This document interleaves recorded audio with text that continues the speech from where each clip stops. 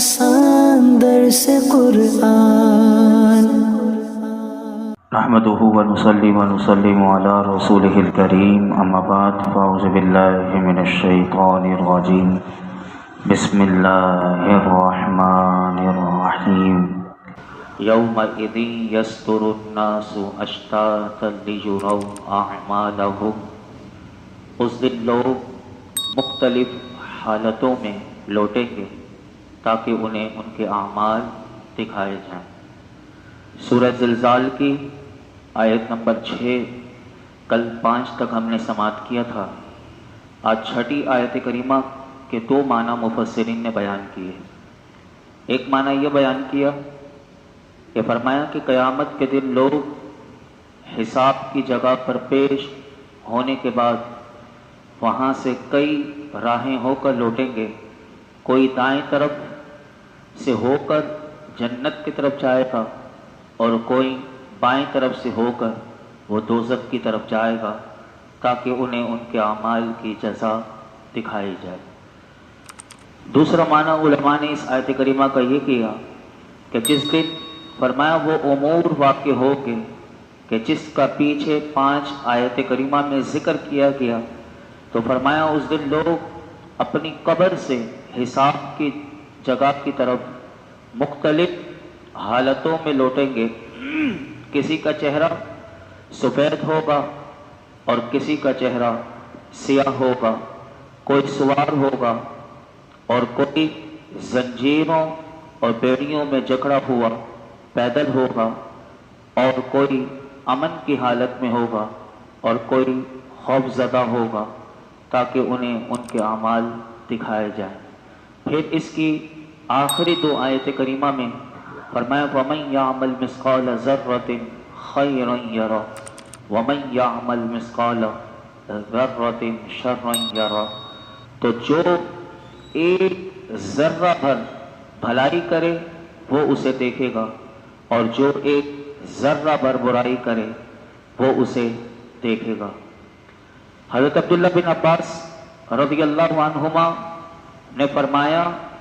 آپ فرماتے تھے کہ ہر مومن اور کافر کو قیامت کے دن اس کے نیک اور برے اعمال دکھائے جائیں گے۔ مومن کو اس کی نیکیاں اور برائیاں دکھا کر اللہ تعالیٰ اس کی برائیوں کو بخش دے گا، اور فرمایا اس کی نیکیوں پر اسے ثواب عطا فرمائے گا، اور کافر کی نیکیاں رد کر دی جائیں گی۔ کیوں؟ فرمایا کہ اس نے کفر کیا تھا، اس کی کفر کی وجہ سے اس کی نیکیاں ضائع ہو چکی تھی،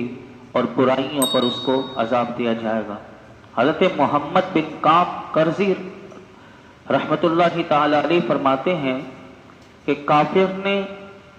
ذرہ بھر نیکی کی ہوگی تو فرمایا وہ اس کی جزا دنیا میں ہی دیکھ لے گا، یہاں تک کہ جب دنیا سے نکلے گا تو اس کے پاس کوئی نیکی نہ ہوگی، اور مومن اپنی برائیوں کی سزا دنیا میں پا لے گا تو آخرت میں اس کے ساتھ کوئی برائی نہیں ہوگی۔ یہاں پر یہی بات، اور بعض مفسرین نے اس فرمایا کہ اس سے پہلی آیت مومن کے بارے میں ہے اور یہ آیت کافروں کے بارے میں ہے۔ یہاں سے ہمیں ایک بات یاد رکھیے گا کہ ان 2 آیت کریمہ سے ایک سبق ملتا ہے، اور وہ سبق یہ ہے کہ نیکی اگر تھوڑی سی بھی ہے، چھوٹی سی بھی ہے، تھوڑی سی بھی ہے، تو فرمایا وہ بھی کارآمد ہوگی، اور گناہ اگر چھوٹا سا بھی ہے تو وہ بھی وبال جان بن سکتا ہے۔ یہ آیت کریمہ میں یہی ترجمہ ہے کہ فرمایا وَمَن يَعْمَلْ مِثْقَالَ ذَرَّةٍ خَيْرًا يَرَهُ، تو جو ایک ذرے کے برابر بھی اگر اس نے نیکی کی ہوگی تو وہ اسے دیکھ لے گا۔ اور یہ بھی یاد رکھیے گا کہ 21ویں پارے میں یہ بھی آتا ہے کہ اگر کسی نے نیکی کی ہوگی، حضرت لقمان حکیم نے اپنے بیٹے کو یہی کہا تھا، یا بنی انہا ان تک مثقال حبۃ من خردل فتکن فی صخرۃ او فی السماوات او فی الارض، کہ آپ نے اپنے بیٹے سے یہی کہا تھا کہ میرے بیٹے اگر ایک ذرے کے برابر نیکی آسمانوں میں ہو یا زمین میں ہو، اللہ اسے بھی لے کر آ جائے گا۔ تو یہاں پر یہی بات بتائی گئی کہ اگر انسان گناہ اگر چھوٹا بھی ہو تو اسے چھوٹا نہ سمجھے، وہ بھی وبال جان بن سکتا ہے، اور نیکی چھوٹی سی بھی ہو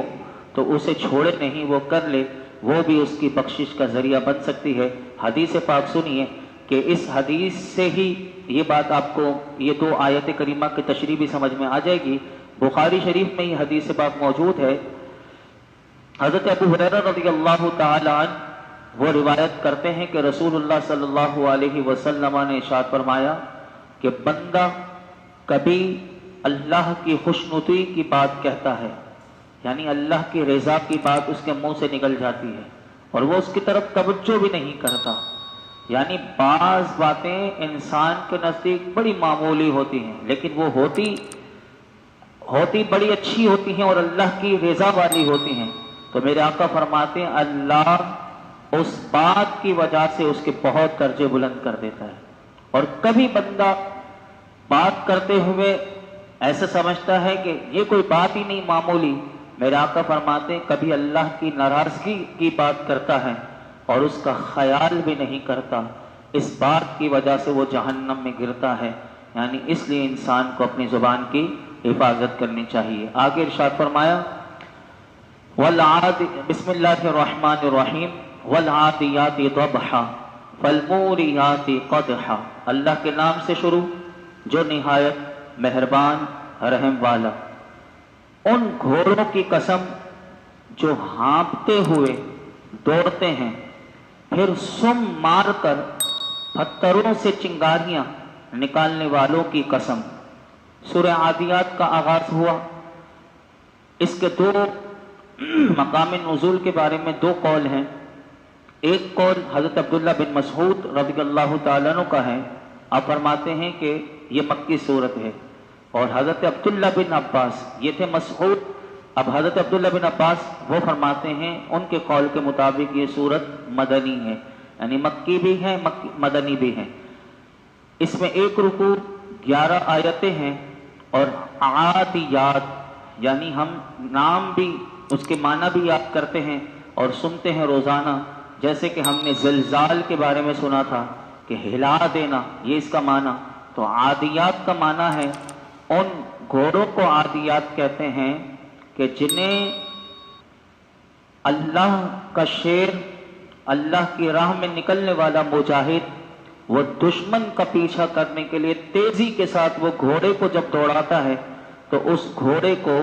عادیات کہتے ہیں۔ اور ابھی آپ اس کی تفسیر سماعت کریں گے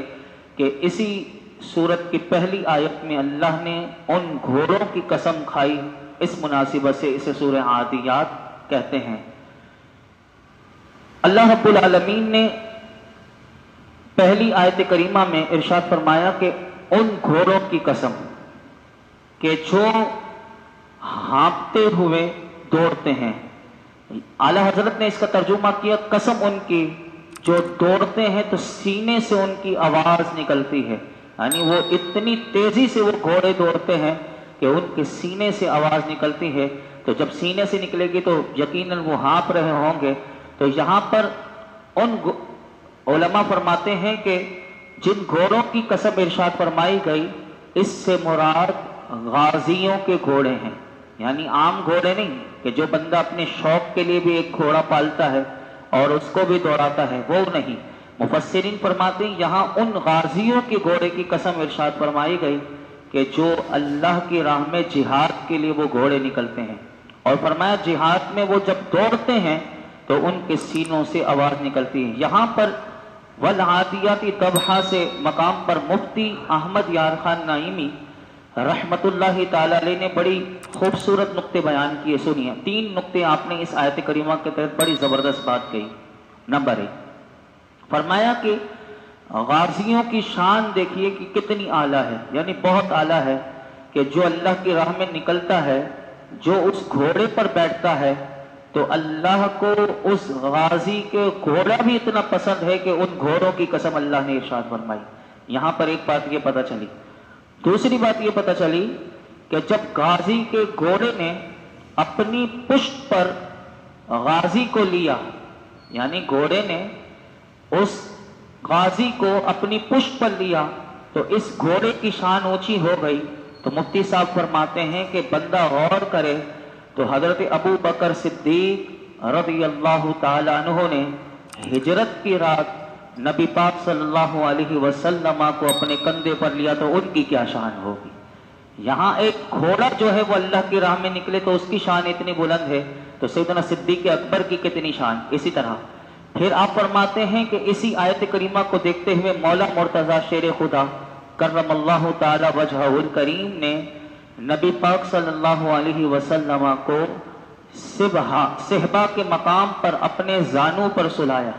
کہ جب وہ آپ عصر کی نماز آپ نے نہیں عطا کی تھی اور حضور ان کے زانوں مبارک پر آرام کر رہے تھے اور عصر کی نماز کا وقت ختم ہو گیا تھا، تو فرمایا کہ حضرت علی کا کیا مقام ہوگا۔ تو یہاں سے یہ بھی پتہ چلا۔ تیسری بات فرماتے ہیں کہ ہماری ماں ام المومنین سیدہ عائشہ صدیقہ رضی اللہ تعالیٰ عنہ کا بھی مقام اس آیت سے سمجھ میں آتا ہے کہ انہوں نے حضور کے وصال کے وقت حضور کا سر مبارک ان کے سینہ مبارک پر تھا، ہماری ماں کے، تو ہماری ماں کا بھی کیا مقام ہوا۔ اور فرمایا کہ چوتھی بات یہ کہ بی بی آمنہ خاتون جو ہیں میرے آقا کی والدہ ماجدہ ہیں، اور قاری حلیمہ سعدیہ جنہوں نے حضور کی پرورش اور 2.5 سال حضور کو اپنے پاس رکھا تھا، تو فرمایا کہ یہ دو جو خاتون ہیں، ایک تو حضور کی والدہ ماجدہ اور دوسری رضائی والدہ، تو فرمایا یہ دونوں نے حضور کو اپنی گودوں میں کھلایا، تو ان دونوں کی بھی کیا شان ہوگی۔ یہاں سے یہ بات بھی سمجھ میں آئی۔ تیسری بات اس سورت مبارکہ کی اس آیت سے یہ پتہ چلا کہ جب غازی کے گھوڑے کی وہ جو سانس ہے، یعنی وہ ہانپتا ہوا، وہ جو جب ہانپ رہا ہے تو اس کی سانس ہی نکل رہی ہے نا منہ اس کی ناک سے گھوڑے کی، تو فرمایا کہ وہ اس کی سانس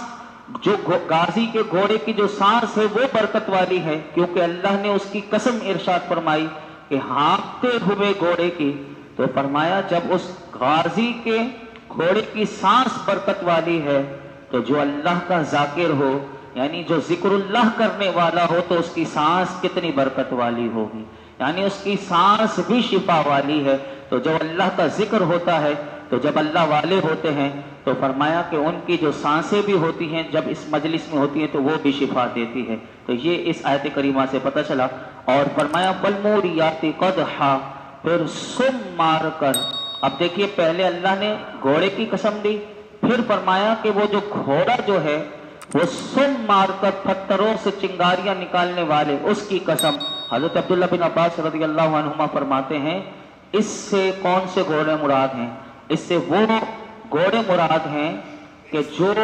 پتھریلی زمین پر جب چلتے ہیں تو ان کے سموں کی جب وہ اس زمین سے سم لگتے ہیں تو فرمایا کہ ان کے سموں کی رگڑ سے آگ کی چنگاریاں نکلتی ہیں، تو وہ جو چنگاریاں نکلتی ہیں اللہ کو وہ بھی پسند ہے، فرمایا اس کی قسم کھائی۔ یہاں پر ایک نقطہ بیان کر کے میں اپنی گفتگو سمیٹتا ہوں، پھر کل انشاءاللہ پیر والے دن ہم اس کو آگے مزید، کل تو درس بخاری شریف ہوگا تو پیر کو ہم تیسری آیت سے آگے بڑھائیں گے۔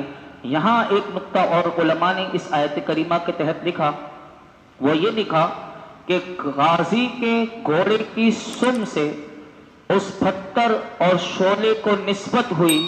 تو یہ اللہ کی بارگاہ میں اتنا مقبول اور پیارا ہو گیا، تو اللہ نے اس کی قسم ارشاد فرمائی، تو فرمایا اس سے معلوم ہوا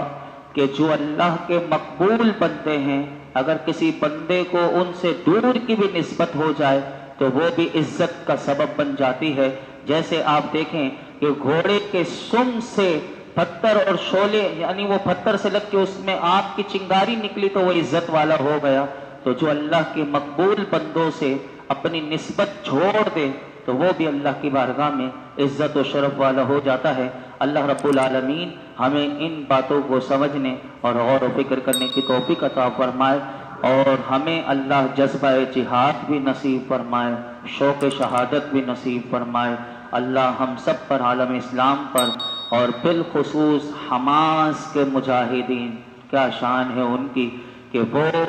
ان اسرائیلی درندوں کے سامنے ڈٹ کر کھڑے ہوئے ہیں۔ اللہ ان مجاہدین کو فتح و نصرت عطا فرمائے اور ان کی مزید غیبی مدد فرمائے۔ الحمدللہ رب العالمین والصلاة والسلام علی سید الانبیاء والمرسلین وعلی آلہ واصحابہ اجمعین۔ یا اللہ پاک جو کچھ سنا اس میں کوئی غلطی کوتاہی معاف فرما، نماز عشاء ادا کرنا، درود و سلام پڑھنا اپنی بارگاہ میں قبول فرما۔ مولا کریم ہمارے ماں باپ کی، ساری امت مسلمہ کی بے حساب مغفرت فرما۔ دنیا اور آخرت کی ساری بھلائیاں، کامیابیاں، عزتیں، نعمتیں، راحتیں، سکون عطا فرما، زوال نعمت سے بچا، احساس نعمت عطا فرما، ہر قلت، ہر علت، ہر ذلت سے بچا، دونوں جہانوں کی خیر عطا فرما، خیر کی کثرت عطا فرما، خیر کو تقسیم کرنے والا بنا، ہماری زندگیوں میں آسانیاں عطا فرما، ہمیں آسانیاں بانٹنے والا بنا، ہر قسم کے شریروں کے شر سے بچا۔ یا اللہ تو ہم سے ہمیشہ کے لیے راضی ہو جا۔ آج تک جتنی دعائیں کی ہیں آئندہ کریں گے، اللہ ہماری تمام دعاؤں کو قبول فرما۔ وصلی اللہ تعالی علی خیر خلقہ محمد وعلی آلہ وصحبہ۔